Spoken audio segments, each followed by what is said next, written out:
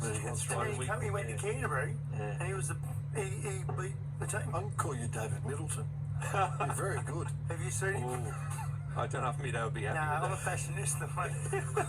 There's a lot of stories, and we won't be able to get to them all, and there are plenty more editions of Bulldogs Unleashed, we hope, if they let us keep doing them, to tell these great stories. But one of them that I hadn't been aware of, that Langers you want to tell, is the time Gus Gould saved you a life. Yeah, he did, actually. Gus played at Newtown, played at the Dogs. Then he went to South in 1986. George Pickens was coach, the minor premiers. And it was a Monday night game here. And there's going to be 25,000 here on a Monday night. And we used to love playing teams like Balmain, Saints and South, because there was confrontations. Like, they had good forwards, we had good forwards. So Parramatta were a great team, but they were more out in the backs with Cronin, Kenny and Ella and all them. So I remember training on the Sunday, and we're training out the back. And Warren Ryan, our second grade coach, was Tony Charlton, who just passed away. Bubbles, no, Boss Hogg. Oh, that's his brother. Right? Yeah, so we used to call him Boss Hogg out of the Dukes of Hazzard, right? So Warren Ryan, our coach, Gus was playing for South. He was in the second row, and they had blokes like Les Davidson, Ian Roberts, Fanning, David Boyle, blokes that could fight and that, and they were tough blokes, right? And we had Kelly and Tunks and Gillespie and all these other blokes that were tough blokes that could fight too. I couldn't, but anyway. So Boss Hogg, the second grade coach, is told, can you go and ring up your mate and see if the fight's on, right? In the first 10 minutes. And there was no mobile phones then. And he walked like 50 metres. He turned back around and said, Warren, I need 20 cents for the phone. I always remember it. So he comes back half an hour later and he said, yeah, the stink's on. So we go to the game. This is fairly good. Playing stink. Yeah. So South, That was the old days. Yeah, so South knew that they're going to bung a stink on, and we had Billy Johnson who fought for the middleweight title of Australia's hooker. So Phoenix figured I could bash him because I'm twice the size of him, and this is true. So before the game, Warren Ryan puts a video on of Marvis Hagler fighting Thomas Hearns, 2.5 rounds of the middleweight champion of the world of mayhem. If you haven't seen it, get on YouTube. It's unbelievable. So we're watching that. I've got goosebumps now. And Peter Kelly says, one in, all in. And I'm thinking, oh shit, I can't fight for shit, right? I'm going to die if I get let stay. This is true. First time I ever got scared before a game, because you get scared during the game sometimes, right? Anyway, so the game's going, 25,000. We hate them, they hate us.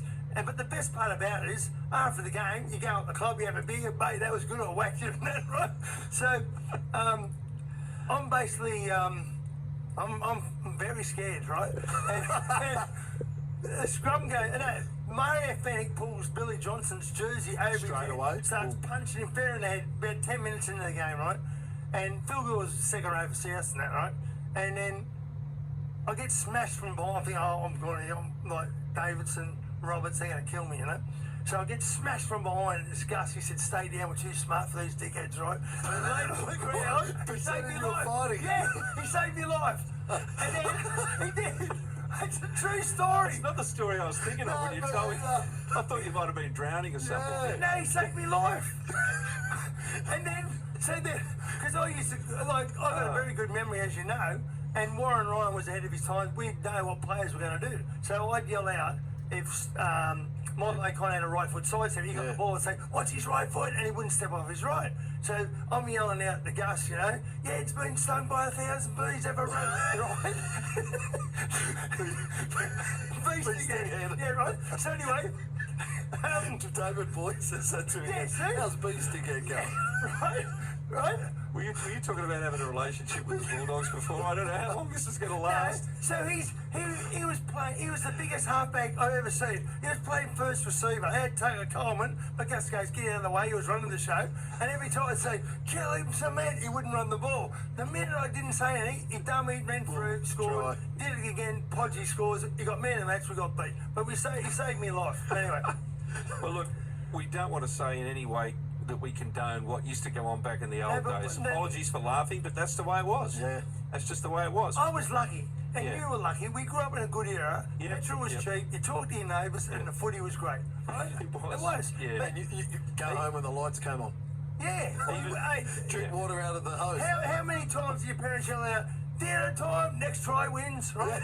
Anyway, how good was Well, it? two brothers, exactly what And I happened. lived in Cabramatta, right? We lived in House Commission. I was 10 years of age. We'd walk for an hour to the station at Cabramatta, get on the train to Central, walk from Central to the cricket ground, watch the cricket, all the way Crazy. at 10, hang out at the back of the Red Rattler, hang out the train, get home at 9, they go, have a good day. Oh, it was great. At 10, 10 years old. And look, and getting back to the footy, even in high school and park footy back in those days, they would spear tackling and all sorts of things. It was in the game, and that was just the way it was. sorry, I'm not trying to take over, but I have some good stories. Sounds like it. No, good experiences, memories. And that's why we play for sport. We don't have to talk to our mates every week. You catch up, might see someone for 6 months, and there's a bond there forever. pick it And up that's the straight beauty away. of team sport, right? Yeah. So just quickly, we played South at the cricket ground. They call it the Anzac Day Massacre. We kicked off, I think it was 1986 too. Yes, it was. Yeah, 86, yeah. I know where you're going See, with this. those 6 concussions in 1 year haven't affected me yet, right? But we kick off. Not Ross your looks Harrington. either. Ross Harrington used to call him the locomotion, right? Big bloke, and he was running flat chat off the kick off. Peter Kelly just goes whack and knocks his head straight on the hill. And Mick Stone goes, you're off. So Kel beat Bullfrog and Punchy Nelson off the ground. That's how quick it was. The I first think it tackle was of the game- 30 seconds. That was I the think. first tackle. Yeah, It's the quickest first send seconds, off, yeah. right? So anyway, he goes to the judiciary on the Monday, and Bullfrog was there with him, and Jim Comans was wiping everyone out for foul play, and he says to Peter Kelly, Mr. Kelly, you keep saying you didn't hit him in the head. We've watched it 6 times. Why do you say this? He said, because when I hit him in the head, it sounds different. He got 6 weeks. Wasn't too smart, but anyway. I remember Bullfrog telling me that he was walking out to the sideline Yes. and Kel was walking the other way. Past him. Bullfrog thought he left his mouth guard in the dressing room.